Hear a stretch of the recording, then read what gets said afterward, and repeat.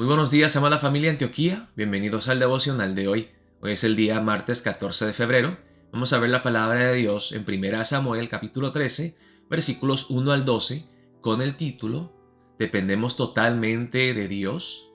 Vamos a ver la palabra en el versículo 1 del capítulo 13. Dice la palabra de Dios así.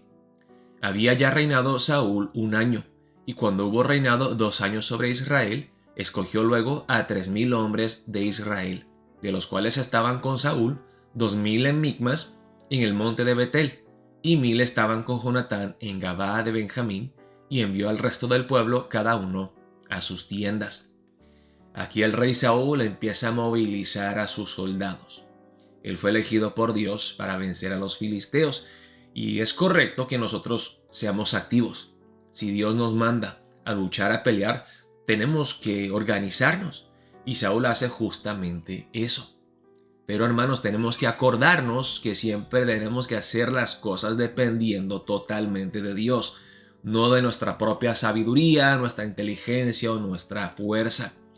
Y al parecer, aquí Saúl sí empieza a moverse, pero sin buscar el rostro de Dios, sin pedir la protección de Dios, sin depender totalmente y completamente de Dios. Y lo dice en el versículo 3. Y Jonatán atacó a la guarnición de los filisteos que había en el collado, y lo oyeron los filisteos. E hizo Saúl tocar trompeta por todo el país, diciendo: Oigan los hebreos. Y todo Israel oyó que se decía: Saúl ha atacado a la guarnición de los filisteos. Y también que Israel se había hecho abominable a los filisteos. Y se juntó el pueblo en pos de Saúl en Gilgal. Se juntó el pueblo junto con Saúl. ¿Por qué? ¿Para apoyarlo? No, porque ellos temían.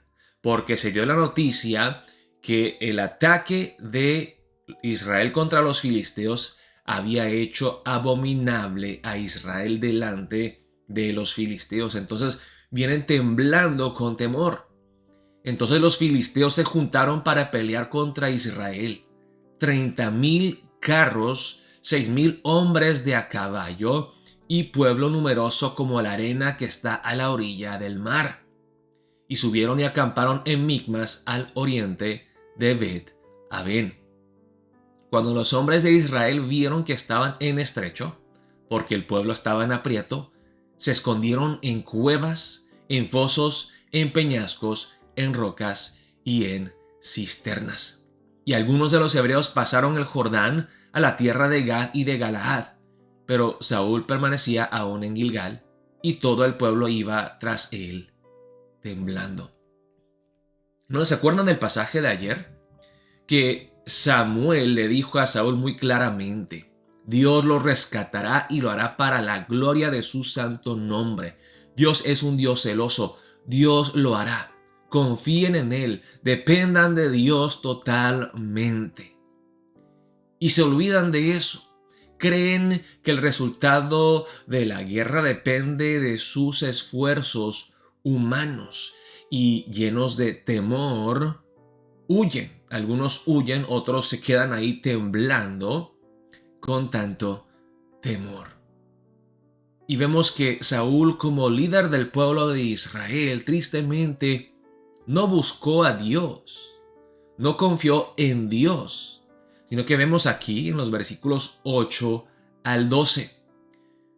Finge confiar en Dios, pero no verdaderamente está confiando en Dios, sino en algún rito, en algo divino, pero no en Dios mismo. Dice en el versículo 8. Y él esperó 7 días conforme al plazo que Samuel había dicho. Si se acuerdan, en el capítulo 10, Samuel le dijo muy claramente: espera los 7 días hasta que yo venga a ofrecer los sacrificios y los holocaustos. Pero Samuel no venía a Gilgal y el pueblo se le desertaba. ¿En quién había puesto su esperanza Saúl? ¿En Samuel? ¿En los holocaustos? ¿En sus soldados? Dice en el versículo 9: entonces dijo Saúl: traedme holocausto y ofrendas de paz, y ofreció el holocausto. Y cuando él acababa de ofrecer el holocausto, he aquí Samuel, que venía justo después de hacer lo que él no debía de haber hecho, llega Samuel.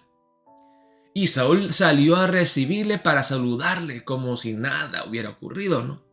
Todo bien, todo bien. Viene a saludar a Samuel. Entonces Samuel dijo, ¿qué has hecho? Son las mismas palabras que Dios usó para preguntarle a Adán. Adán, ¿qué has hecho? Eva, ¿qué has hecho? Y Saúl respondió, aquí se justifica y le explica por qué él hizo las cosas de esa manera. Saúl respondió, porque vi que el pueblo se me desertaba.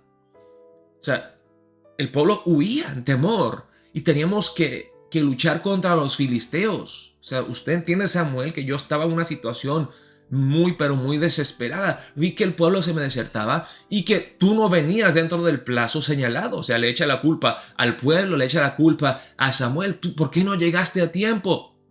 Y que los filisteos estaban reunidos en Micmas. Me dije, ahora descenderán los filisteos contra mí a Gilgal y yo no he implorado el favor de Jehová. Y es cierto que él no lo había hecho.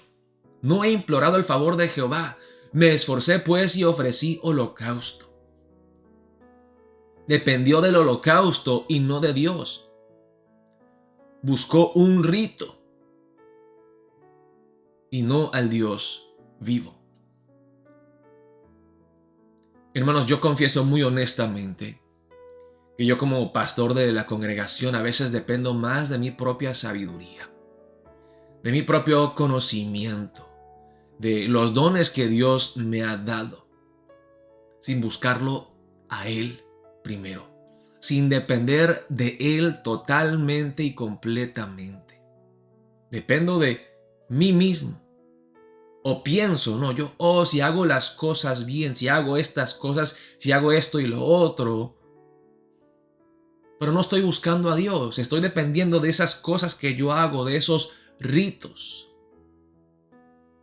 y no de Dios. Hermanos, para empezar el día de hoy, quiero que oremos de esta manera. Oh Dios, perdóname que muchas veces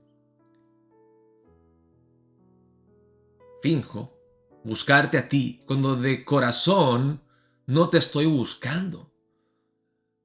Busco quizá una respuesta y creo que la encontré en oración sin discernir verdaderamente si es tu voluntad o no. Es lo que parece más conveniente o lo que parece más eficaz. Parece ser la solución lógica. Pero no te busco a ti de corazón, no espero tu respuesta, no espero que tú obres, yo me apresuro, yo me adelanto, yo hago las cosas a mi manera y no a la tuya, oh Dios. Perdóname por ese pecado de ser tan presumido y altivo y orgulloso y depender de mí mismo y no de ti, oh Dios. Queremos depender de ti de todo corazón, con toda humildad. Oremos de esa manera para empezar el día de hoy. Dios los bendiga, amada Iglesia Antioquía.